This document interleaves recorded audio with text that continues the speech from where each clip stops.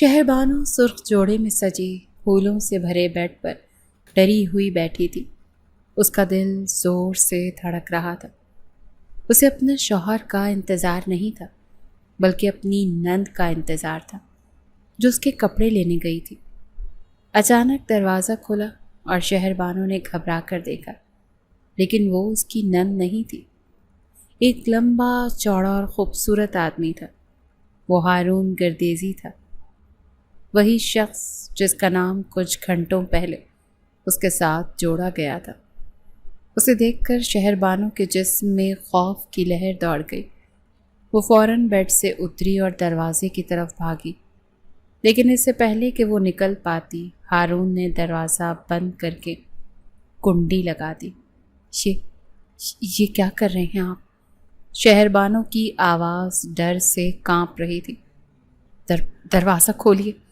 ہارون نے ٹھنڈی نظروں سے اسے دیکھا اور آہستہ آہستہ اس کی طرف بڑھا۔ کیوں؟ یہ میرا کمرہ ہے اور تم میری بیوی ہو۔ شہر بانو کو لگا کہ شاید اس کی نند کہیں سے آ کر اسے بچا لے، لیکن وہ تو منظر جیسے غائب ہی ہو چکی تھی۔ میں آپ کے گھر والوں کی امانت ہوں، آپ مجھے ہاتھ نہیں لگا سکتے، اس نے دونوں ہاتھ آگے کر کے دفاعی انداز میں کہا۔ اس کی آنکھوں میں آنسو بھرا۔ یہ صرف ایک رسمی نکاح ہے، صبح میرے گھر والے مجھے لینے آ جائیں گے۔ ہارون کے چہرے پر ایک کڑوی سی مسکراہٹ آئی۔ امانت، رسم، میں ایسی کسی بات کو نہیں مانتا۔ وہ بالکل اس کے قریب آ کر کھڑا ہو گیا۔ تم میری بیوی ہو شہر بانو، اور ایک بیوی پر شوہر کا حق ہوتا ہے، یہ مجھے معلوم ہے۔ شہر بانو روتے ہوئے کہنے لگی، خدا کے لیے ایسا مت کریں، میرے باپا کی عزت کا سوال ہے، یہ ایک منت کا نکاح ہے۔ تمہارے باپ نے تمہیں قربان کرنے کا سوچا اور میں نے تمہیں بچانے کا فیصلہ کیا ہے۔ ہارون کی آواز میں سخت لہجہ تھا۔ اب تم میرے ساتھ ٹھیک سے رہو تو اچھا ہے، ورنہ میں اپنا حق لینے والا ہوں۔ اس سے پہلے کہ شہر بانو کچھ اور کہہ پاتی، ہارون نے اسے اپنی باہوں میں بھر لیا۔ شہر بانو کی چیخ دب کر رہ گئی۔ اس نے پوری طاقت سے مزاحمت کی، خود کو چھڑانے کی کوشش کی، لیکن ہارون نے اسے مضبوطی سے پکڑا ہوا تھا۔ اس کی التجا، اس کے آنسو سب بیکار گئے۔ ہارون گردیزی نے اس رات جہالت کی رسم کو روند ڈالا۔ اس نے زبردستی اپنی بیوی کا حق چھین لیا تھا۔ شہر بانو ٹوٹ کر بکھر گئی، اس کی روح تک زخمی ہو گئی تھی۔ ہارون گردیزی ایک بڑے جاگیردار گھرانے سے تعلق رکھتا تھا۔ اس کے دادا گردیزی خاندان کے بڑے تھے اور ہارون ان کی جائیداد کا اکیلا وارث تھا۔ اس کے 2 چچا تھے۔ بڑے چچا کی صرف بیٹیاں تھیں اور چھوٹے چچا بہرام گردیزی نے شادی ہی نہیں کی تھی۔ ہارون اپنے والدین معراج گردیزی اور ان کی بیوی کی دعاؤں کے بعد پیدا ہوا تھا۔ اس نے شہر کے اچھے کالجز سے پڑھائی کی اور وہیں اپنا کاروبار شروع کر دیا۔ وہ زیادہ تر شہر میں ہی رہتا تھا، لیکن گاؤں بھی آتا جاتا تھا۔ اس بار جب وہ گاؤں آیا تو اس کے گھر والے پریشان تھے۔ بی جان، جن کی وہ بہت عزت کرتا تھا، وہ بھی اداس تھی۔ اسی رات بی جان نے اسے اپنے کمرے میں بلایا۔ جب وہ کمرے میں داخل ہوا، بی جان پریشانی کے عالم میں تکیے سے ٹیک لگا کر بیٹھی تھی۔ ہارون کو دیکھتے ہی انہوں نے کہا، آؤ ہارون پتر، میں تجھ سے ایک ضروری بات کرنا چاہتی ہوں۔ جی بی جان، حکم کریں۔ ہارون ان کے پاس بیٹھ گیا۔ بی جان نے گہری سانس لی اور بتانے لگی، پتر، یہ تب کی بات ہے جب تیرا باپ معراج اور تیری ماں اولاد کے لیے ترس رہے تھے۔ جو بچہ بھی ہوتا پیدا ہوتے ہی مر جاتا۔ بی جان کی آواز بھر گئی۔ کسی نے ہمیں پیر سید کرام الدین کے بارے میں بتایا۔ ہم ان کے پاس مدد کے لیے گئے۔ انہوں نے کہا کہ وہ ہماری مدد کریں گے، لیکن ایک شرط پر۔ ہارون خاموشی سے سنتا رہا۔ پیر صاحب نے کہا، بی بی، ہم دعا کریں گے، اگر اللہ نے کرم کیا اور تمہاری بہو کو بیٹا ہوا تو تمہیں اس کا نکاح ہماری پوتی سے کرانا ہوگا، جو ابھی پیدا بھی نہیں ہوئی۔ بی جان تھوڑی دیر خاموش رہی اور پھر ٹھنڈی آہ بھر کر بولی، انہوں نے بتایا کہ ان کے خاندان میں ایک رسم چلی آ رہی ہے، جو بھی گدی سنبھالتا ہے اسے اپنی بیٹی قربان کرنی پڑتی ہے۔ اس کا نکاح ایک رات کے لیے کیا جاتا ہے، لیکن شوہر اسے چھو نہیں سکتا۔ اگلی صبح وہ لڑکی کمرے میں بند ہو جاتی ہے اور ساری عمر عبادت میں گزار دیتی ہے۔ ان کے بعد ان کے بیٹے سید احتشام الدین نے گدی سنبھالنی تھی اور اس کے لیے انہیں اپنی بیٹی کی قربانی دینی تھی۔ انہوں نے ہم سے یہ شرط اس لیے رکھی کیونکہ ہم بھی سید ہیں اور وہ اپنی لڑکی کا نکاح کسی غیر سید سے نہیں کرتے۔ بی جان کی آنکھوں میں آنسو تھے۔ پتر، میں اس وقت مجبور تھی، میں نے منت مان لی۔ اب برسوں بعد ان کا پیغام آیا ہے۔ ان کی پوتی شہر بانو 18 سال کی ہو گئی ہے اور وہ چاہتے ہیں کہ ہم اپنی منت پوری کریں۔ بی جان کی بات سن کر ہارون گردیسی غصے سے تل ملا اٹھا۔ اس کے دماغ کی رگیں تن گئی۔ یہ کیا کہہ رہی ہیں آپ بی جان؟ اس نے غصے میں کہا۔ آپ نے ایسی جاہلانہ شرط کیسے مان لی؟ ایک زندہ لڑکی کو عمر بھر کے لیے قید کر دینا، یہ کون سا دین ہے، کون سی عبادت ہے؟ اس کی آواز غصے سے بلند ہو گئی تھی۔ بی جان پریشانی سے پوتے کو دیکھنے لگی۔ میں ایسی کسی فضول منت کو پورا کرنے سے صاف انکار کرتا ہوں۔ میں اپنی زندگی کسی کی فرسودہ رسموں کی بھینٹ نہیں چڑھاؤں گا۔ ہارون غصے سے اٹھ کھڑا ہوا۔ بی جان نے روتے ہوئے کہا، پتر، یہ منت کا معاملہ ہے، اگر ہم نے پوری نہ کی تو کچھ بھی ہو سکتا ہے۔ بی جان نے پریشانی کے لہجے میں کہا، کچھ برا نہیں ہوگا۔ ہارون نے فیصلہ کن لہجے میں جواب دیا، برا تب ہوگا جب ہم ایک معصوم لڑکی کی زندگی برباد کرنے میں اس کا ساتھ دیں گے۔ میں اس گناہ میں شریک نہیں ہو سکتا۔ یہ کہہ کر وہ غصے سے پیر پٹکتا ہوا کمرے سے نکل گیا۔ بی جان پوتے کو جاتا ہوا دیکھتی رہی۔ وہ اسے روکنا چاہتی تھی لیکن وہ بھی بے بس تھی۔ ہارون اگلے ہی دن بنا کسی کو کچھ بتائے شہر چلا گیا۔ کئی دن گزر گئے۔ ہارون اپنے بزنس میں مصروف ہو گیا، لیکن اس کے دماغ کے کسی کونے میں بی جان کی پریشانی اور اس عجیب و غریب رسم والی کی بات اٹکی ہوئی تھی۔ ایک دوپہر وہ اپنے آفس میں بیٹھا ایک فائل کو چیک کر رہا تھا کہ اس کا سیکرٹری اندر آیا۔ سر، آپ کے چچا بہرام گردیزی صاحب آپ سے ملنے کے لیے آئے ہیں۔ ہارون نے حیرت سے دیکھا۔ اس کے چھوٹے چچا، جنہوں نے کبھی شادی نہیں کی تھی اور دنیا کے جھمیلوں سے دور رہتے تھے، وہ اس سے ملنے شہر آئے تھے۔ ہارون نے فوراً انہیں اندر بھیجنے کو کہا۔ بہرام گردیزی ایک درمیانے قد کے سمجھدار شخص تھے۔ ان کے چہرے پر ہمیشہ ایک پرسکون سا تاثر رہتا تھا۔ انہوں نے اندر آ کر ہارون کو گلے لگایا۔ ہارون کے چہرے پر مسکراہٹ آئی۔ چچا، آپ یہاں شہر میں؟ سب خیریت تو ہے؟ ہارون نے پوچھا۔ سب خیریت ہے، بس تم سے کچھ بات کرنے آیا تھا۔ بہرام صوفے پر بیٹھ گئے۔ میں جانتا ہوں تم بی جان کی منت والی بات پر بہت غصے میں ہو۔ ہارون کا موڈ پھر خراب ہو گیا۔ چچا، آپ ہی بتائیں، کیا یہ کوئی ماننے والی بات ہے؟ 21ویں صدی میں یہ سب؟ میں تمہاری بات سے اتفاق کرتا ہوں، بہرام نے اسے ٹوکا۔ یہ ایک جاہلانہ اور ظالمانہ رسم ہے۔ ہارون کو ان کی بات سن کر قدرے سکون ملا۔ تو پھر آپ بھی یہی چاہتے ہیں نا کہ میں انکار کر دوں؟ نہیں، بہرام نے نفی میں سر ہلایا۔ میں چاہتا ہوں کہ تم یہ شادی کرو۔ ہارون کو حیرت کا شدید جھٹکا لگا۔ اسے کم از کم اپنے روشن خیال چچا سے ایسی دقیانوسی بات کی امید بالکل بھی نہیں تھی۔ آپ بھی چچا، آپ بھی یہی چاہتے ہیں کہ میں ایک لڑکی کی زندگی تباہ کر دوں؟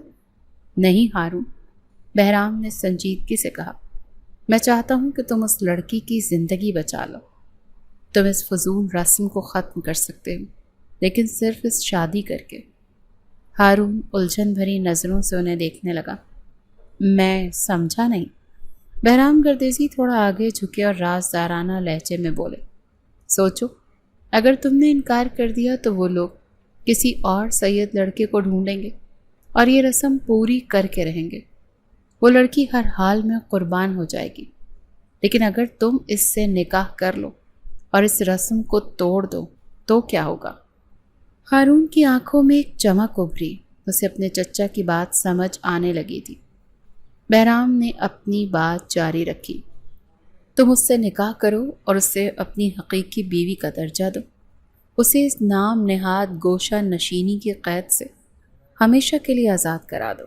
ہاں، اس کے لیے تمہیں ان پیروں سے اور شاید اپنے گھر والوں سے بھی لڑنا پڑے گا، لیکن تم ایک معصوم کی زندگی بچا لو گے، تم اس رسم کا ہمیشہ کے لیے خاتمہ کر دو گے۔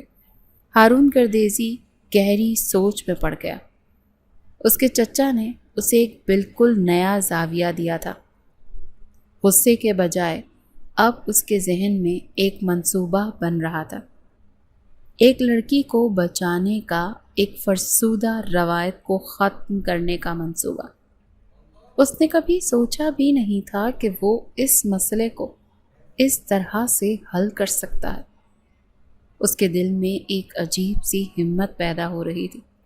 وہ اب صرف اپنی زندگی کے لیے نہیں بلکہ ایک انجان لڑکی کی زندگی کے لیے لڑنے کا سوچ رہا تھا۔ آپ ٹھیک کہہ رہے ہیں چچا، ہارون نے ایک طویل سانس لینے کے بعد کہا۔ اس رسم کو ختم کرنے کا یہی ایک واحد طریقہ ہے۔ اس کے چہرے پر اب غصہ نہیں بلکہ ایک مضبوط ارادہ تھا۔ وہ جانتا تھا کہ یہ راستہ آسان نہیں ہوگا، لیکن وہ اس پر چلنے کے لیے تیار تھا۔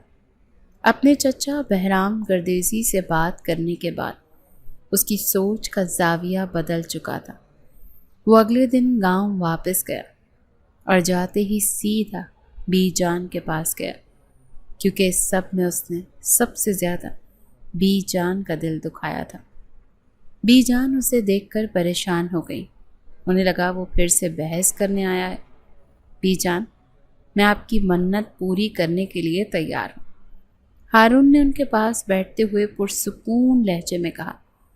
بی جان کو تو اپنے کانوں پر یقین نہیں آیا۔ ان کے چہرے پر پہلے حیرت اور پھر بے پناہ خوشی کی لہر دوڑ گئی۔ سچ کہہ رہا ہے پتر، تو مان گیا؟ جی بی جان، میں اس لڑکی سے شادی کروں گا، آپ پیر صاحب کو اطلاع کروا دیں۔ بی جان نے خوشی سے اس کے ماتھے پر بوسہ دیا۔ میرا بچہ، اللہ تیری زندگی خوشیوں سے بھر دے، تو نے میری لاج رکھ لی۔ اس خبر سے پورے گردیزی ہاؤس میں خوشی کی لہر دوڑ گئی۔ ہارون کے والد معراج گردیزی اور اس کی ماں بھی مطمئن ہو گئے۔ صرف بہرام گردیزی اس کی خاموش مسکراہٹ کے پیچھے چھپے اصل ارادے کو جانتے تھے۔ دوسری طرف پیر احتشام الدین کے گھر بھی یہ خبر پہنچا دی گئی تھی۔ دونوں گھرانوں میں شادی کی تیاریوں کا آغاز ہو گیا تھا۔ یہ بھی رسم کا حصہ تھا کہ شادی دھوم دھام سے کی جائے، تاکہ دنیا کو دکھایا جا سکے کہ گدی نشین اپنی بیٹی کو کتنی خوشی سے اللہ کی راہ میں قربان کر رہے ہیں۔ پیر احتشام الدین کی حویلی میں ماحول گردیزی ہاؤس سے بالکل مختلف تھا۔ یہاں خوشی کے بجائے ایک عجیب سی خاموشی اور اداسی تھی۔ شہر بانو، جو ایک نہایت خاموش طبع، صابر اور خوبصورت لڑکی تھی، اس نے اپنی قسمت کے اس فیصلے کو خاموشی سے قبول کر لیا تھا۔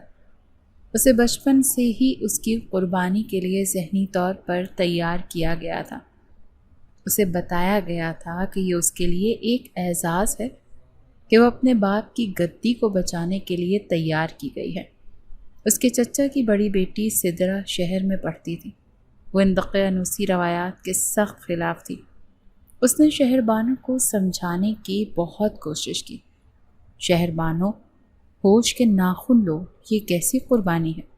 یہ سراسر ظلم ہے۔ اپنے حق کے لیے آواز اٹھاؤ۔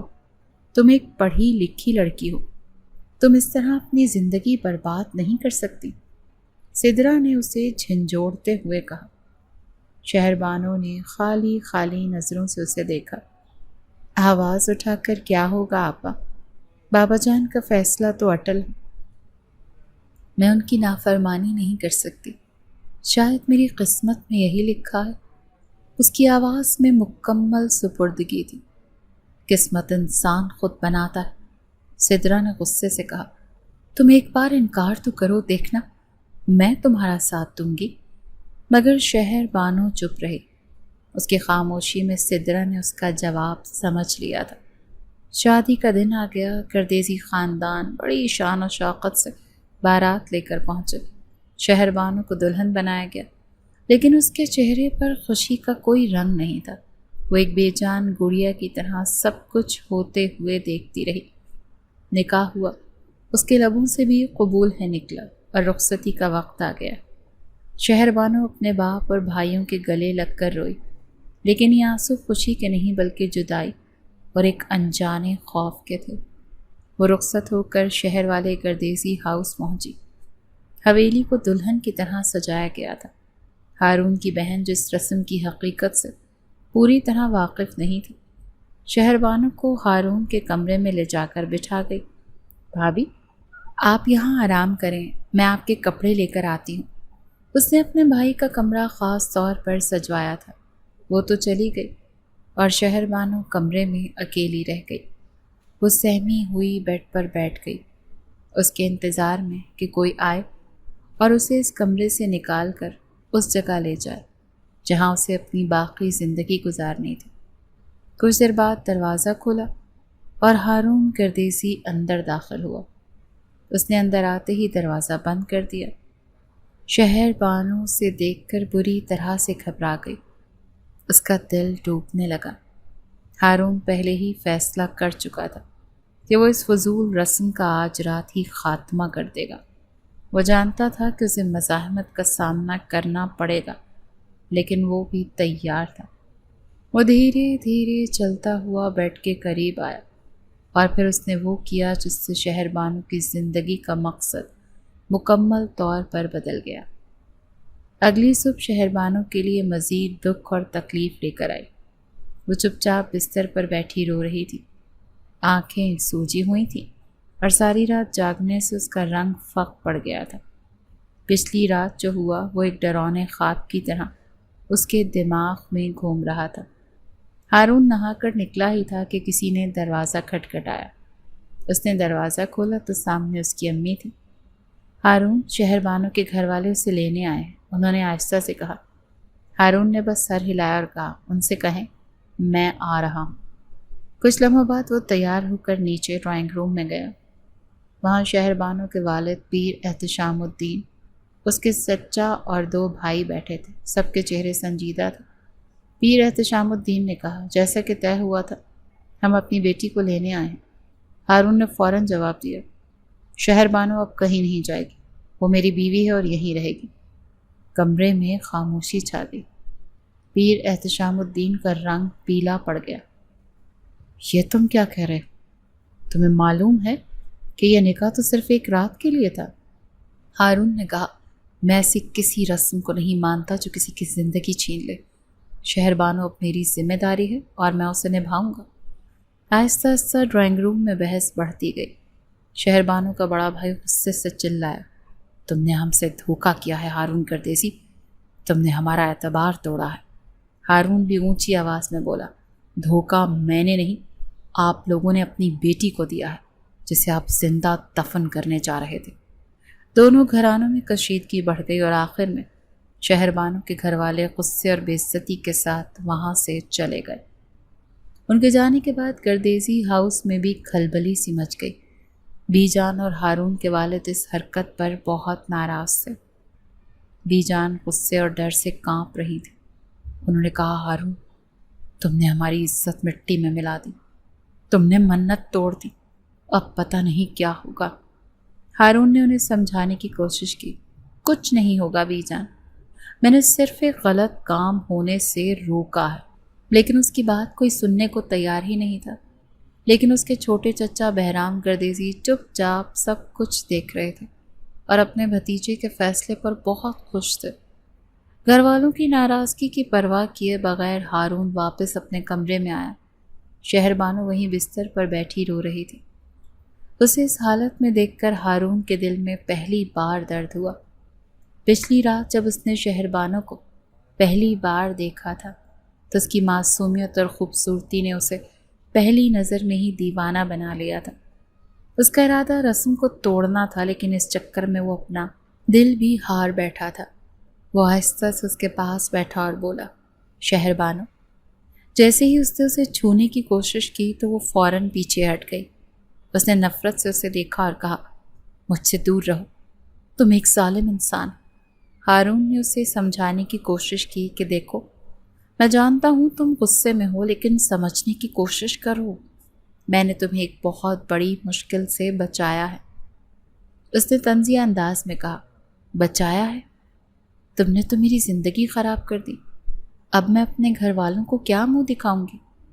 اس سے تو بہتر تھا کہ میں مر جاتی۔ اس کا غصہ، نفرت اور آنسو دیکھ ہارون کو احساس ہوا کہ یہ کوئی آسان معاملہ نہیں ہے۔ اس نے رسم تو توڑ دی تھی، لیکن شہر بانو کا دل جیتنا ابھی باقی تھا، اور شاید یہ سب سے مشکل کام تھا۔ شہر بانو کے گھر والے رخصت ہوئے اور حویلی میں جو تلخی ہوئی، اس کے بعد ہارون کے گھر والے بی جان سمیت غصے میں گاؤں واپس چلے گئے۔ اب شہر کے گردیزی ہاؤس میں بس ہارون اور شہر بانو تھے۔ گھر میں کام کرنے والی ایک ملازمہ تھی بس۔ ایک عجیب سی خاموشی اور ٹینشن پورے گھر میں پھیلی ہوئی تھی۔ شہر بانو زیادہ تر وقت اپنے کمرے کی کھڑکی سے باہر دور کہیں دیکھتی رہتی۔ اس کا دل پرانی یادوں اور آنے والے وقت کے ڈر سے بھرا رہتا۔ اسے اپنا گھر اور گھر والے بہت یاد آ رہے تھے۔ اسے لگتا تھا جیسے وہ سونے کے پنجرے میں قید ہو گئی ہے۔ ہارون جب کمرے میں آیا تو شہر بانو کو اسی طرح کھڑا دیکھ کر اسے بہت دکھ ہوا۔ وہ اس کی حالت کا ذمہ دار خود کو سمجھتا تھا۔ وہ آہستہ سے اس کے پیچھے جا کر کھڑا ہو گیا۔ شہر بانو کو اس کے آنے کا احساس ہوا اور وہ فوراً وہاں سے ہٹنے لگی، لیکن ہارون نے اس کا بازو پکڑ لیا اور اسے روک لیا۔ تم کب تک مجھ سے بھاگو گی؟ اس نے نرمی سے پوچھا۔ شہر بانو نے اپنا بازو چھڑانے کی کوشش کی، لیکن کوئی فائدہ نہیں ہوا۔ مجھے جانے دو، وہ بولی۔ نہیں۔ ہارون نے اسے اپنی طرف گھمایا اور مضبوطی سے پکڑ لیا۔ تمہیں مجھ سے نہیں، اپنی غلط فہمیوں سے بھاگنے کی ضرورت ہے۔ شہر بانو کی آنکھوں میں پھر سے ڈر نظر آنے لگا۔ ہارون کے اتنے قریب آنے سے اسے پچھلی رات کی تکلیف یاد آ گئی۔ پہلی رات کے بعد ہارون کا دل پھر سے شہر بانو کے قریب جانے کو چاہ رہا تھا۔ اس کے لیے شہر بانو کی خوبصورتی اور معصومیت ایک نشے کی طرح تھی۔ وہ خود پر قابو نہ رکھ سکا اور اسے اٹھا کر بیڈ پر لے گیا۔ نہیں، پلیز نہیں، شہر بانو نے منع کیا، لیکن اس کی آواز دب کر رہ گئی۔ ہارون نے اس کے چہرے کے قریب ہو کر کہا، تم میری محبت کو سمجھنے کی کوشش کیوں نہیں کرتی شہر بانو؟ پھر اس نے آہستہ سے شہر بانو کے کاندھوں پر پڑا دوپٹہ ہٹا دیا۔ شہر بانو نے اپنی آنکھیں بند کر لیں۔ اس کا جسم کانپ رہا تھا۔ ہارون نے اس کی کسی بھی مخالفت پر توجہ نہیں دی اور جو وہ چاہتا تھا کیا۔ اس نے شہر بانو کو یہ احساس دلانے کی کوشش کی کہ یہ کوئی زبردستی نہیں بلکہ محبت کا اظہار ہے، لیکن شہر بانو کے لیے یہ ایک اور حملہ تھا۔ ہارون کا اس کے قریب آنا اس کے لیے جسمانی تکلیف کے ساتھ ساتھ روحانی عذاب بھی تھا۔ اگلی صبح شہر بانو کو بہت تکلیف ہو رہی تھی۔ ہارون گردیزی کے اس طرح کرنے کی وجہ سے اب وہ اس سے نفرت کرنے لگی تھی۔ اس کو سمجھ نہیں آ رہا تھا کہ اگر ہارون یہ سب نہ کرتا تو اس رسم کا شکار ہو جاتی جس کے لیے اس کے باپ اور بھائی اسے تیار کر رہے تھے۔ اسے لگتا تھا کہ ہارون ہی اس کی ساری پریشانیوں کی وجہ ہے۔ ہارون اس کے لیے ناشتے کی ٹرے لے کر کمرے میں آیا۔ وہ بیڈ پر بیٹھی دیوار کو گھور رہی تھی۔ شہر بانو، ناشتہ کر لو، اس نے ٹرے اس کے سامنے رکھی۔ شہر بانو نے نفرت سے منہ پھیر لیا۔ مجھے نہیں کھانا، یہ ضد ٹھیک نہیں ہے، تم نے کل سے کچھ نہیں کھایا۔ ہارون نے پریشانی سے کہا۔ میں نے کہا نا، مجھے نہیں کھانا، وہ غصے سے چلائی۔ ہارون نے گہری سانس لی۔ وہ جانتا تھا کہ پیار سے بات نہیں بنے گی۔ وہ اس کے قریب بیٹھا اور شرارت سے مسکرایا۔ اگر تم نے سیدھے طریقے سے ناشتہ نہیں کیا تو پھر مجھے تمہیں اپنے طریقے سے کھلانا پڑے گا، اور میرا طریقہ شاید تمہیں زیادہ پسند نہ آئے۔ اس کی آنکھوں میں پیار کی دھمکی صاف نظر آ رہی تھی۔ شہر بانو اس کا مطلب سمجھ گئی۔ اس نے غصے سے ٹرے اپنی گود میں رکھی اور زہر کی طرح ناشتہ کرنے لگی۔ ہارون اسے دیکھ کر مسکراتا رہا۔ دن ایسے ہی گزرتے رہے۔ شہر بانو اپنی ضد پر قائم تھی اور ہارون کو اپنی غلطی نظر نہیں آ رہی تھی۔ وہ مسلسل اسے سمجھانے کی کوشش کرتا، کبھی پیار سے، کبھی سختی سے اور کبھی پیار کا ڈراوا دے کر۔ شہر بانو کے گھر والوں کی طرف سے بھی کوئی خبر نہیں تھی، جیسے وہ ہار مان گئے ہوں یا کسی بڑے طوفان کی تیاری کر رہے ہوں۔ یہ خاموشی شہر بانو کو اور بھی زیادہ تکلیف دیتی تھی۔ اسے لگتا تھا جیسے سب نے اسے بھلا دیا ہے۔ دن ہفتوں میں بدلنے لگے۔ ہارون اور شہر بانو کے درمیان کشیدگی کا ماحول برقرار تھا۔ ہارون اپنی تمام تر کوششوں کے باوجود شہر بانو کے دل میں موجود نفرت کو پگھلانے میں ناکام رہا۔ شہر بانو اس سے بات کرتی تو صرف ضرورت کے تحت، اور اس کی ہر بات کا جواب تلخی اور غصے سے دیتی تھی۔ ہارون صبر کا دامن تھامے ہوئے تھا، کیونکہ وہ جانتا تھا کہ اس نے جو زخم دیا ہے اسے بھرنے میں وقت لگے گا۔ ایک دن گاؤں سے اس کے چچا بہرام گردیزی ان سے ملنے آئے۔ وہ گھر میں داخل ہوئے تو انہیں ماحول کی سنگینی کا اندازہ ہو گیا۔ شہر بانو نے انہیں سلام کیا اور فوراً اپنے کمرے میں چلی گئی۔ اس کا تلخ اور ناراض انداز بہرام گردیزی سے چھپا نہ رہ سکا۔ رات کے کھانے کے بعد بہرام نے ہارون سے بات کی۔ حالات کچھ بہتر نہیں لگ رہے، ہارون نے تھکے ہوئے لہجے میں کہا۔ چچا، میں کوشش کر رہا ہوں، لیکن وہ کچھ سمجھنے کو تیار ہی نہیں۔ اس کی نظر میں ہی سب سے بڑا گنہگار ہوں۔ وہ یہ نہیں دیکھ رہی کہ میں نے اسے کس عذاب سے بچایا ہے۔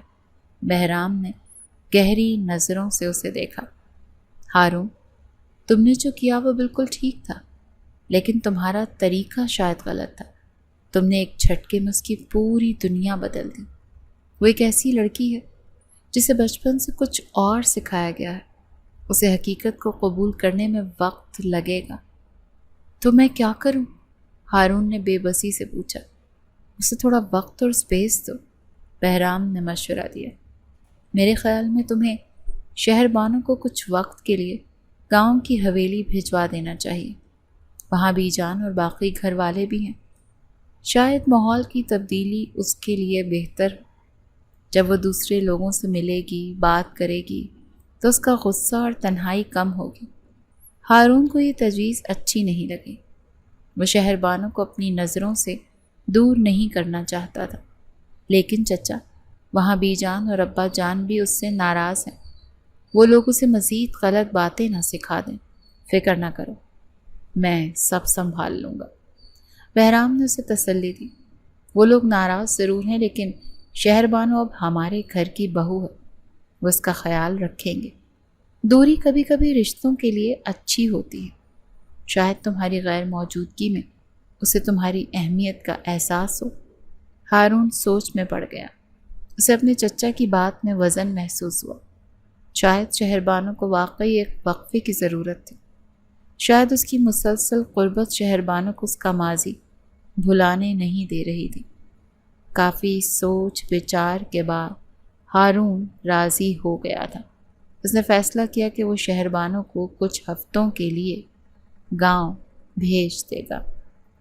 اگلے دن اس نے شہر بانو کو اپنا فیصلہ سنایا۔ تم کچھ دن کے لیے گاؤں حویلی جا رہی ہو۔ شہر بانو کو کوئی رد عمل نہیں دیا۔ اس کے لیے یہ جگہ اور وہ جگہ برابر تھی۔ اس نے خاموشی سے اپنا سامان باندھنا شروع کر دیا۔ اس کی خاموشی ہارون کے دل میں چبھ رہی تھی۔ وہ چاہتا تھا کہ وہ روکے، لڑے یا کم از کم پوچھے کہ ایسا کیوں، لیکن اس نے کچھ نہیں کہا۔ ہارون خود اسے گاڑی میں بٹھا کر گاؤں حویلی چھوڑنے گیا۔ پورے راستے دونوں کے درمیان کوئی بھی بات نہیں ہوئی تھی۔ حویلی پہنچ کر اس نے شہر بانو کو اس کی ساس اور نند کے حوالے کیا اور بھاری دل کے ساتھ واپس شہر لوٹ آیا۔ اسے امید تھی کہ یہ دوری ان کے رشتے میں بہتری لائے گی، لیکن اس کا دل ایک انجانے خوف سے بھی دھڑک رہا تھا۔ شہر بانو کو حویلی چھوڑے ہوئے تقریباً 1 مہینہ گزر چکا تھا۔ یہ 1 مہینہ ہارون نے بڑی ہی بے چینی اور کرب میں گزارا تھا۔ اس کا دل ہر وقت حویلی میں اٹکا رہتا تھا۔ وہ دن میں کئی بار اپنی بہن کو فون کر کے شہر بانو کے بارے میں پوچھتا، لیکن جواب ہمیشہ ایک ہی ملتا، وہ ٹھیک ہے، مگر خاموش رہتی ہے۔ آخر کار دل کے ہاتھوں مجبور ہو کر وہ ایک صبح گاؤں کے لیے روانہ ہو گیا۔ جب وہ پہنچا تو ماحول میں ایک عجیب سی خاموشی اور کشیدگی محسوس کی۔ بی جان جو برآمدے میں بیٹھی تسبیح پڑھ رہی تھی، اسے دیکھ کر غصے سے منہ پھیر کر اندر چلی گئی۔ اس کے والد اور بڑے چچا نے بھی سرد مہری سے سلام کا جواب دیا۔ گھر والوں کا یہ رویہ دیکھ کر اس کا دل بجھ سا گیا۔ اس کی بہن اور کزن اس سے مل کر خوش ہوئیں۔ بھائی آپ آ گئے؟ ہاں، کیسی ہو تم سب؟ شہر بانو کہاں ہے؟ اس نے بے تابی سے پوچھا۔ اس کی بہن نے افسوس سے بتایا، بھائی بھابھی ٹھیک ہیں، لیکن انہوں نے خود کو کمرے تک ہی محدود کر رکھا ہے، کسی سے زیادہ بات نہیں کرتی، نہ ہی کسی سے گھلتی ملتی ہیں، بس ہر وقت چپ چاپ اور اداس رہتی ہیں۔ یہ سن کر ہارون کو تشویش ہوئی۔ وہ سیدھا اپنے کمرے کی طرف بڑھا۔ دروازہ اندر سے بند نہیں تھا۔ اس نے دھیرے سے دروازہ کھولا اور اندر داخل ہوا۔ کمرے میں نیم اندھیرا تھا۔ شہر بانو گلابی کاٹن کے سوٹ میں ملبوس، دوپٹے سے بے نیاز، بیڈ پر آڑے ترچھے انداز میں گہری نیند سو رہی تھی۔ نیند میں اس کا چہرہ بےحد معصوم لگ رہا تھا۔ ایک لٹ اس کے ماتھے پر بکھری ہوئی تھی۔ اس کے خوبصورت چہرے کو اور بھی رعنائیوں بھرے جسم پر نظر پڑتے ہی ہارون کی نگاہوں میں جیسے ٹھنڈک اتر آئی۔ 1 مہینے کی دوری نے اس کی محبت کی آگ کو مزید بھڑکا دیا تھا۔ وہ دھیرے دھیرے چلتا ہوا بیڈ کے قریب آیا۔ اس کا دل چاہا کہ وہ وقت کو یہیں روک دے اور بس اسے دیکھتا رہے۔ وہ اپنا اختیار کھوتے ہوئے اس کے قریب جھکا اور اس کے ماتھے پر بکھری لٹ کو نرمی سے ہٹایا۔ اس کے لب شہر بانو کی پیشانی کو چھونے کے لیے بے تاب تھے، لیکن اس نے خود کو روک لیا۔ وہ اسے جگانا نہیں چاہتا تھا۔ اس نے کرسی کھینچی اور بیڈ کے پاس بیٹھ کر اسے دیکھنے لگا۔ اس کے دل میں محبت کا ایک سمندر ٹھاٹھے مار رہا تھا۔ اسے احساس ہو رہا تھا کہ وہ شہر بانو کے بغیر نہیں رہ سکتا۔ وہ صرف اس کی ضد یا ذمہ داری نہیں تھی، بلکہ اس کی محبت اور اس کی زندگی بن چکی تھی۔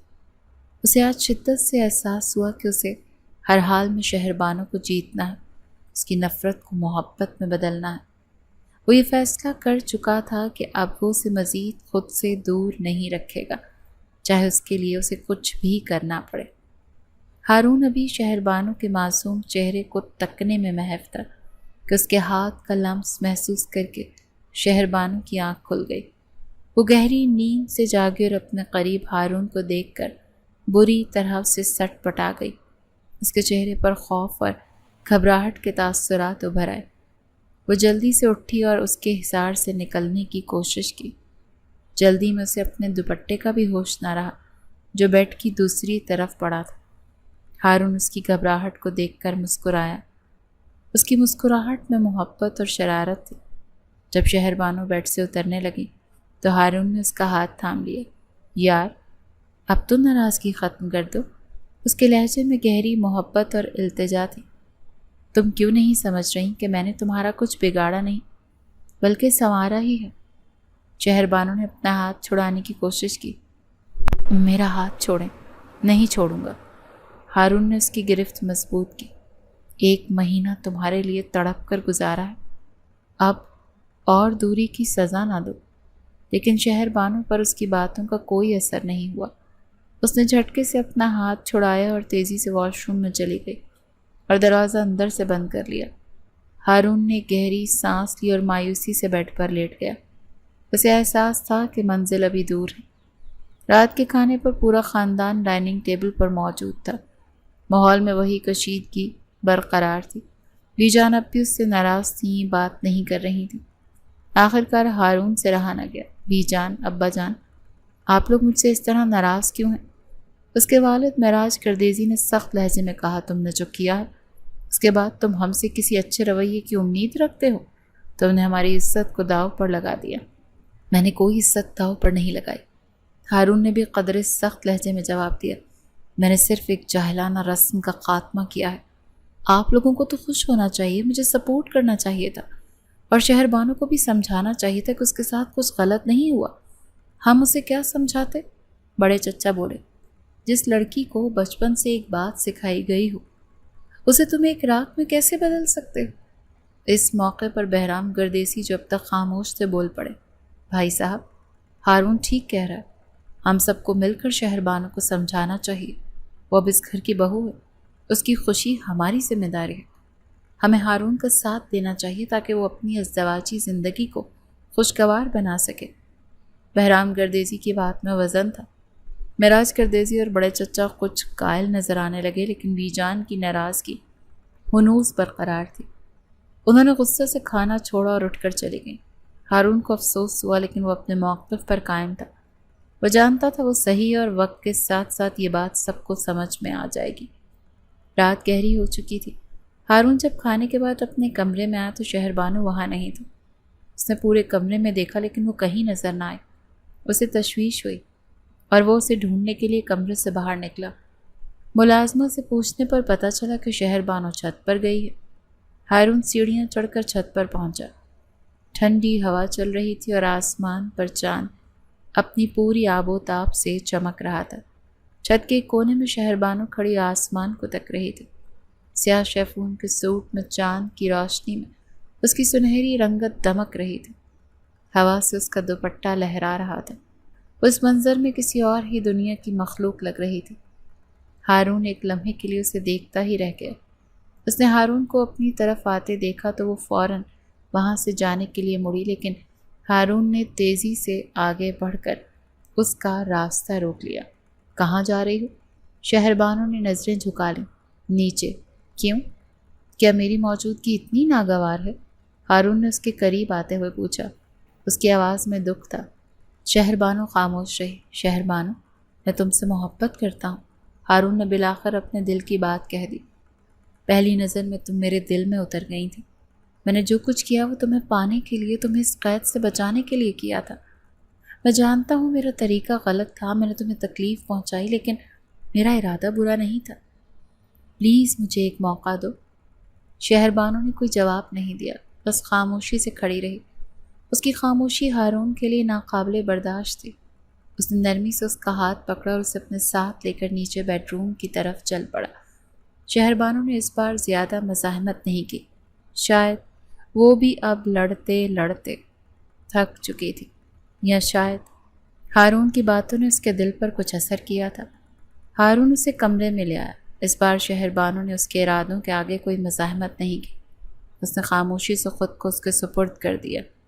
اس کی یہ سپردگی ہارون کے لیے کسی جیت سے کم نہیں تھی۔ وہ سرشار ہو گیا۔ اسے لگا جیسے آج اس کی محبت نے اپنی پہلی منزل پا لی۔ اس رات کی قربت میں زبردستی نہیں بلکہ شہر بانو کی خاموش رضا شامل تھی، اور یہی بات ہارون گردیسی کے لیے سب سے اہم تھی۔ اگلی صبح ہارون بہت خوش تھا۔ اس نے شہر بانو کو باہوں میں بھرا ہوا تھا اور وہ اسے دیکھ رہا تھا۔ شہر بانو چپ تھی، لیکن اس کے چہرے سے ڈر، نفرت غائب ہو چکی تھی۔ اب اس کی آنکھوں میں بس ایک عجیب سی اداسی تھی۔ تمہیں پتہ ہے تم کتنی پیاری ہو؟ ہارون نے اس کے بالوں سے کھیلتے ہوئے پوچھا۔ شہر بانو نے کوئی جواب نہیں دیا، بس نظریں پھیر لیں۔ ہارون کو اس کی خاموشی اچھی لگ رہی تھی۔ اسے لگ رہا تھا جیسے وہ برف پگھلا رہا ہے۔ اچانک دروازہ بجا۔ کون؟ ہارون گردیسی نے پوچھا۔ صاحب نیچے مہمان آئے ہیں، پیر صاحب کے گھر سے بی بی جی کے بھائی اور چچا آئے ہیں، ملازمہ نے کہا۔ یہ سن کر ہارون ایک دم اٹھ بیٹھا۔ دوسری طرف اپنے گھر والوں کا نام سن کر جیسے شہر بانو میں جان آ گئی۔ اس کی آنکھوں میں امید چمکنے لگی۔ وہ بھی فوراً اٹھی اور ہارون کے ساتھ کمرے سے باہر جانے لگی۔ تم یہیں رکو، ہارون نے اسے روکا۔ نہیں، میں اپنے بھائیوں سے ملوں گی، اس نے جلدی سے کہا۔ میں نے کہا نا یہیں ٹھہرو، ہارون نے سختی سے کہا۔ پہلے میں دیکھ لوں وہ کیوں آئے ہیں۔ شہر بانو وہیں رک گئی۔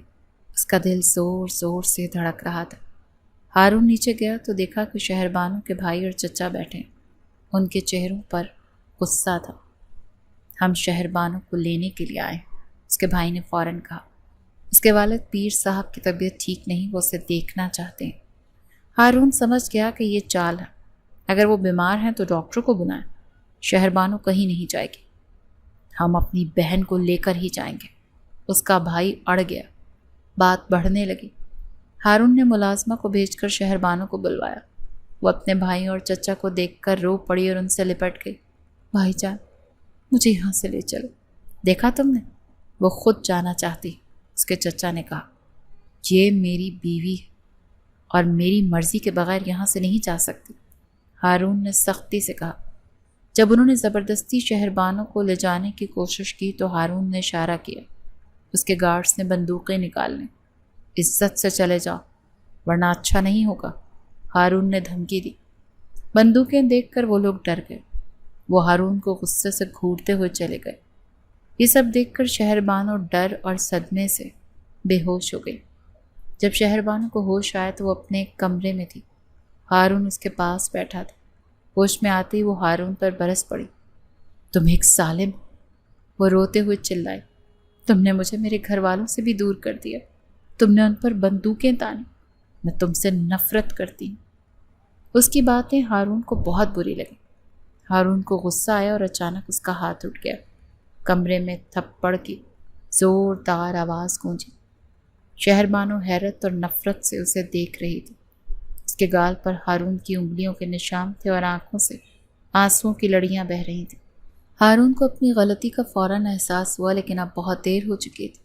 وہ خاموشی سے کمرے سے باہر چلا گیا اور شہر بانو وہیں بستر پر ڈھہ گئی۔ اگلی صبح وہ چپ چاپ حویلی سے چلا گیا، کسی کو کچھ بتائے بغیر۔ شہر بانو کی باتوں نے اسے بہت دکھ پہنچایا۔ شہر بانو نے اس سے رابطہ کرنے کی کوشش نہیں کی۔ وہ 1.5 مہینے تک حویلی واپس نہیں آیا۔ وہ خود کو اور شہر بانو کو وقت دینا چاہتا تھا۔ 1.5 مہینے بعد جب وہ مزید برداشت نہیں کر سکا تو وہ واپس حویلی آ گیا۔ شہر بانو اپنی ناراض تھی۔ ایک رات جب وہ کمرے میں اکیلے تھے، ہارون نے بات شروع کی۔ میں معافی چاہتا ہوں، مجھے تم پر ہاتھ نہیں اٹھانا چاہیے تھا۔ شہر بانو کی آنکھوں میں آنسو آ گئے۔ معافی؟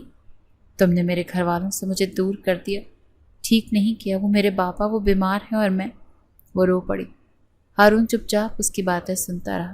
جب اس کا غصہ کم ہوا تو اس نے نرمی سے گلے لگا لیا۔ شہر بانو نے پہلے تو مزاحمت کی لیکن پھر خود کو ہار مان گئی۔ اس نے خاموشی سے خود کو ایک بار پھر ہارون کے حوالے کر دیا۔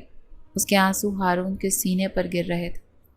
اس رات کے بعد ہارون اور شہر بانو کے تعلقات میں ایک واضح تبدیلی آنے لگی۔ ہارون کی مسلسل کوششوں، اس کی محبت اور صبر نے آخرکار اپنا رنگ دکھانا شروع کر دیا۔ شہر بانو نے اگرچہ اسے مکمل طور پر معاف نہیں کیا تھا، لیکن اس کی نفرت کی دیوار میں دراڑیں پڑ رہی تھیں۔ وہ باقی گھر والوں اور خاص طور پر اپنی ساس اور نند کے ساتھ اٹھنے بیٹھنے اور بات چیت کرنے لگی تھی۔ حویلی کے ماحول میں پھیلی کشیدگی بھی کم ہو گئی تھی۔ بی جان بھی اب اس سے پہلے کی طرح سخت لہجے میں بات نہیں کرتی تھی۔ ایک دن شہر بانو کی طبیعت اچانک خراب ہوئی، اسے چکر آ رہے تھے اور متلی ہو رہی تھی۔ بی جان اور ہارون کی ماں پریشان ہو گئی۔ انہوں نے فوراً گاؤں کی لیڈی ڈاکٹر کو حویلی بلوایا۔ لیڈی ڈاکٹر نے شہر بانو کا چیک اپ کرنے کے بعد مسکراتے ہوئے خوشخبری سنائی۔ مبارک ہو بیگم صاحبہ، آپ کے گھر نیا مہمان آنے والا ہے، شہر بانو ماں بننے والی ہیں۔ یہ خبر سنتے ہی حویلی میں خوشی کی ایک لہر دوڑ گئی۔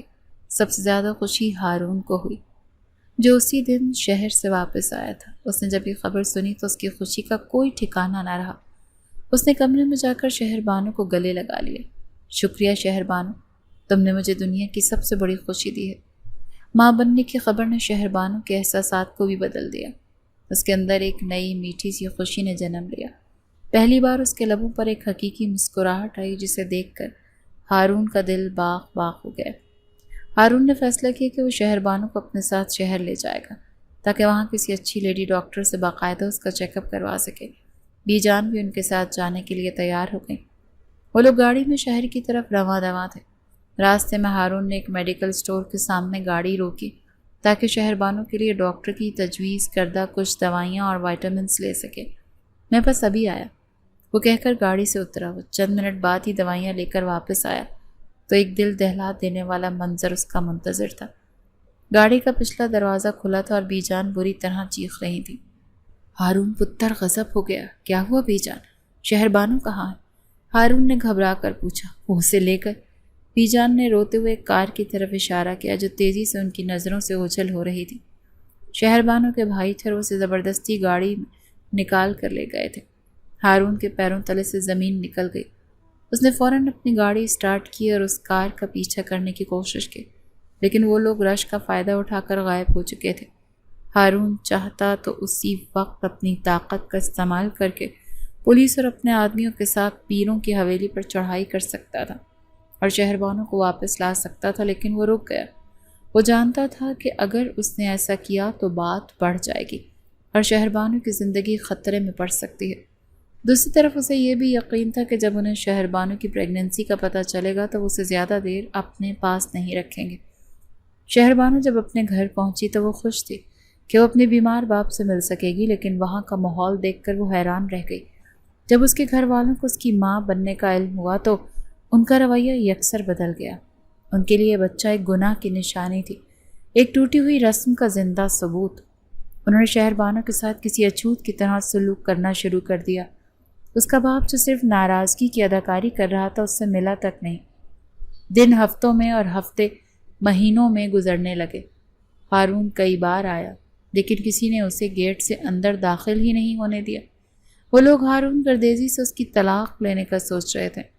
شہربانوں کے لیے وقت بہت کٹھن تھا۔ صرف اس کی کزن سدرا تھی جو چھپ چھپ کر اسے تسلی دیتی اور سمجھاتی۔ شہربانوں کبھی طلاق لینے کی غلطی مت کرنا، سدرا نے اسے سمجھایا۔ ان لوگوں کے لیے تمہاری حیثیت اب پہلے جیسی کبھی نہیں ہو سکتی۔ تم ہارون کے پاس ہی محفوظ ہو۔ لیکن شہربانو اپنے باپ اور بھائیوں کی خوشنودی حاصل کرنے کے لیے طلاق لینے پر بھی آمادہ ہونے کا سوچ رہی تھی، جب زورا نے اسے وہ بات کہی جس نے اس کی سوچ کا دھارا بدل دیا۔ اپنا نہیں تو اپنے ہونے والی اولاد کا سوچو۔ اگر بیٹی ہوئی تو کیا تم چاہو گی کہ کل کو اسے بھی اسی رسم کی بھینٹ چڑھا دیا جائے؟ تمہارا بیٹا بھی اسی خاندان کے تعصب کا شکار ہوگا۔ اس بچے کو اس کے باپ کا نام اور محبت چاہیے۔ یہ سن کر شہربانوں کو سوچ میں کچھ تبدیلی آئی۔ اسے پہلی بار اپنی صورتحال کی سنگینی کا پوری طرح احساس ہوا۔ اسے اپنی نہیں بلکہ اپنے آنے والے بچے کے مستقبل کی فکر ہونے لگی۔ وقت کسی کے لیے نہیں رکتا، مگر شہربانوں کے لیے یہ ٹھہر سا گیا۔ حویلی کی دیواروں میں قید ہر دن ایک صدی جیسا لگتا۔ پھر مہینوں کے کرب اور انتظار کے بعد اس کی زندگی میں ایک امید کی کرن پھوٹی۔ اس نے ایک بیٹے کو جنم دیا، ایک ایسا چاند کا ٹکڑا جو ہو بہو اپنے باپ ہارون گردیزی کا عکس تھا۔ وہی گہری مقناطیسی آنکھیں، وہی تراشا ہوا ناک نقشہ اور وہی پیشانی جس پر مستقبل کامیابیوں کا عکس نظر آ رہا تھا۔ مگر اس چاند کے طلوع ہونے پر پیروں کی حویلی میں جشن منانے کے بجائے ایک ماتمی خاموشی تھی۔ کوئی مٹھائی تقسیم نہیں کی گئی، نہ مبارکباد کا شور اٹھا۔ حویلی کے مکینوں کے لیے بچہ خوشی نہیں بلکہ ان کی ناک کٹ جانے کا زندہ ثبوت تھا۔ صرف دو ہستیاں تھیں جن کے دل میں محبت تھی، ایک شہربانو کی ماں جو اپنی بیٹی کے نصیب پر آنسو بہاتی اور چھپ چھپ کر نواسی کی بلائیں لیتی، اور دوسری سدرا جو اس بچے کی حویلی کی نحوست سے بچانے کی دعائیں مانگتی۔ اس کے علاوہ کوئی اس معصوم فرشتے کو گود میں اٹھانے کا روادار نہ تھا۔ یہ سرد مہری اور نفرت انگیز رویہ شہربانو کو اندر ہی اندر دیمک کی طرح چاٹ رہا تھا، مگر ماں بننے کا احساس ایک معجزہ تھا۔ اس نے شہربانو کو یکسر بدل دیا۔ اب وہ پہلے جیسی ڈری سہمی ہر بات پر سر جھکا دینے والی لڑکی نہیں رہی۔ اس کے اندر ممتا نے اسے فولاد بنا دیا۔ وہ اپنے بیٹے کو دیکھتی تو اس کی رگوں میں خون نہیں بلکہ ایک عزم دوڑنے لگتا۔ سدرا آپی کی باتوں نے بھی اس کے ذہن کے دریچے کھول دیے۔ محبت اگر چھین کر بھی ملے تو وہ بھی زبردستی سے بہتر ہے جس میں روح ہی نہ ہو۔ انہوں نے ایک دن کہا تھا۔ اب شہربانو کو ہارون کی یاد شدت سے ستائی تھی۔ اسے وہ لمحے یاد آئے جب ہارون اس کی معمولی سی تکلیف پر تڑپ اٹھتا، جب اس کی آنکھوں میں اس کے لیے فکر صاف دکھائی دیتی۔ اسے شدت سے احساس ہو رہا تھا کہ ہارون کی زبردستی اور ضد کے پیچھے ایک گہری اور سچی محبت چھپی تھی جسے وہ وقت پر سمجھ نہ سکی۔ وہ اپنے بیٹے کے چہرے میں اپنے شوہر کا عکس دیکھتی تھی اور اس کا دل ہارون سے ملنے کے لیے تڑپ اٹھا تھا۔ بچہ 3 مہینے کا ہو گیا۔ ایک شام حویلی کے ڈرائنگ روم میں پنچایت بیٹھی۔ شہربانو کے والد پیر احتشام الدین، اس کے تایا اور دونوں بھائی قہر بھری نظروں سے ایک دوسرے کو دیکھ رہے تھے۔ بہت ہو گیا، اس کے بڑے بھائی نے میز پر مکہ مارتے ہوئے کہا۔ اب اس قصے کو ختم کرنا ہی ہوگا۔ اس گردیزی کو بلاؤ اور اس کے منہ پر طلاق نہ مارو اور اسے دفع کرو۔ اور بچہ؟ پیر احتشام الدین نے پوچھا۔ اپنا بچہ اپنے گناہ کا نتیجہ بنی وہ ساتھ لے جائے گا، تایا نے فیصلہ سنایا۔ ہارون گردیزی کو پیغام بھجوایا گیا کہ وہ طلاق دے اور اس سے جڑے معاملات طے کرنے کے لیے حویلی آئے۔ ہارون جو مہینوں سے اپنے ذرائع سے شہربانو اور اپنے بیٹے کی پل پل کی خبر رکھ رہا تھا، اس بلاوے کا مطلب سمجھ گیا۔ وہ بنا دیر کیے اگلے ہی روز مقررہ وقت پر حویلی پہنچ گیا۔ جب ہارون گردیزی کی گاڑی پیروں کی حویلی کے سامنے رکی تو ماحول میں ایک ناقابل بیان تناؤ تھا۔ اسے یوں محسوس ہوا جیسے وہ کسی میدان جنگ میں اتر رہا ہے۔ ڈرائنگ روم کا منظر کسی عدالت جیسا تھا۔ پیر احتشام الدین، ان کے بھائی اور بیٹے یوں بیٹھے تھے جیسے وہ منصف ہوں اور ہارون ایک مجرم۔ ہم نے تمہیں یہاں اس لیے زحمت دی گردیزی، پیر احتشام الدین نے لہجے میں زہر گھول کر کہا، تاکہ تم ہماری بیٹی کو طلاق دو اور اپنا بیٹا پکڑو اور اس کو اور ہماری جان کو چھوڑ دو۔ ہارون نے ایک ایک کر کے سب کے چہروں پر نظر دوڑائی۔ اس کی آنکھوں میں خوف نہیں بلکہ ایک عجیب سی چمک تھی۔ طلاق؟ وہ طنزیہ انداز میں مسکرایا۔ فیصلہ تو یوں سنا رہے ہیں جیسے میری بیوی آپ کی کوئی جاگیر۔ طلاق کا فیصلہ میں اور شہربانو کریں گے، آپ سب نہیں۔ اس کے لہجے کی بے باکی پر سب دل ملا اٹھے۔ تمہاری ہمت کیسے ہوئی؟ شہربانو کا بھائی غصے سے کھڑا ہو گیا۔ بیٹھ جاؤ۔ ہارون کی آواز شیر کی دھاڑ کی طرح گونجی۔ اس کا غصہ اب قابو سے باہر ہو رہا تھا۔ میری ایک شرط ہے، میں طلاق دینے سے پہلے شہربانو سے اکیلے میں ملنا چاہتا ہوں۔ میں اس کی زبان سے سننا چاہتا ہوں کہ وہ کیا چاہتی ہے۔ پہلے تو انہوں نے صاف انکار کر دیا، مگر ہارون کے تیور دیکھ کر اس کی ضد کے آگے انہیں گھٹنے ٹیکنے پڑے۔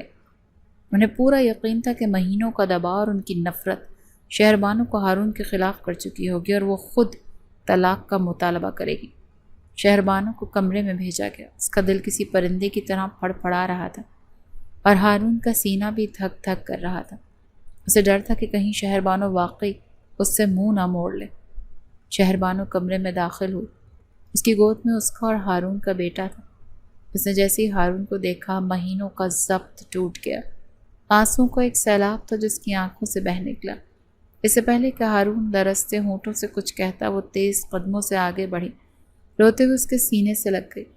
ہارون، خدا کے لیے مجھے یہاں سے نکال کر لے چل۔ اس کی آواز ہچکیوں میں ڈوبی ہوئی تھی۔ میں تمہارے اور ہمارے بیٹے کے بغیر ایک پل نہیں رہ سکتی۔ مجھے معاف کر دو، مجھے تمہیں سمجھنے میں دیر ہو گئی۔ یہ الفاظ نہیں، آب حیات تھے۔ ہارون کی جان میں جان آ گئی۔ اس نے خوشی، محبت اور ایک ناقابل بیان سکون کے ساتھ شہربانو کو سینے سے لگا لیا۔ میں تمہیں اور اپنے بیٹے کو لینے ہی تو آیا ہوں میری جان۔ اس نے شہربانو کی پیشانی چومی اور پھر کانپتے ہاتھوں سے بیڈ پر لیٹے اپنے بچے کی گود کو لیا اور اسے چومتا رہا۔ اس کی خوشبو کو اپنی روح میں اتارتا رہا۔ بچہ واقعی اس کی کاربن کاپی تھا۔ جب وہ دونوں کمرے سے باہر نکلے تو ڈرائنگ روم میں بیٹھے سب لوگ جو طلاق کی خبر کے منتظر تھے، انہیں یوں ایک ساتھ دیکھ کر سکتے میں آ گئے۔ ہارون کے ایک ہاتھ میں اس کا بیٹا اور دوسرے ہاتھ میں اس کی بیوی کا ہاتھ تھا۔ شہربانو کی آنکھوں میں آنسو تھے، مگر اب ان میں خوف نہیں بلکہ ایک اعتماد اور وقار تھا۔ یہ شہربانو میری بیوی ہے اور یہ میرا بیٹا، ہارون نے فاتحانہ انداز میں اعلان کیا۔ اس کی آواز میں ایسی گرج تھی کہ سب سہم گئے۔ اور ہم جا رہے ہیں، کسی میں ہمت ہے تو روک کر دکھائے۔ پیر احتشام الدین اور ان کے بیٹوں کے چہروں پر ہوائیاں اڑنے لگیں۔ وہ غصے اور بے بسی سے کچھ کہنا چاہتے تھے، مگر شہربانو کے فیصلے اور ہارون کے تیوروں نے ان کے ہونٹوں پر تالے لگا دیے۔ شہربانو کا بھائی اٹھ کر کھڑا ہوا، لیکن اس کے والد نے بس اسے ایک جملہ بولا، جب اولاد ہی بے وفا ہے تو کسی سے کیا گلہ کریں، جانے دو انہیں، اب ان سے ہمارا کوئی تعلق نہیں۔ حویلی کی دہلیز پر اگر کوئی خوش تھا تو وہ شہربانو کی ماں اور سدرا تھی، جو دور کھڑی خوشی کے آنسوؤں سے اپنی دعاؤں کو قبول ہوتے دیکھ رہی تھی۔ ہارون گردیزی اپنے بیٹے کو اٹھائے اور اپنی بیوی شہربانو کا ہاتھ مضبوطی سے تھامے بڑے تفاخر اور شان سے پیروں کی حویلی سے باہر نکلا۔ آج اس نے نہ صرف ایک جاہلانہ رسم اور جھوٹی انا کو شکست دی، بلکہ اپنی محبت کو بھی ہر طوفان سے لڑ کر جیت لیا۔ آج ان کی زندگی ایک نئی، خوشگوار اور آزاد صبح کا آغاز ہوا تھا۔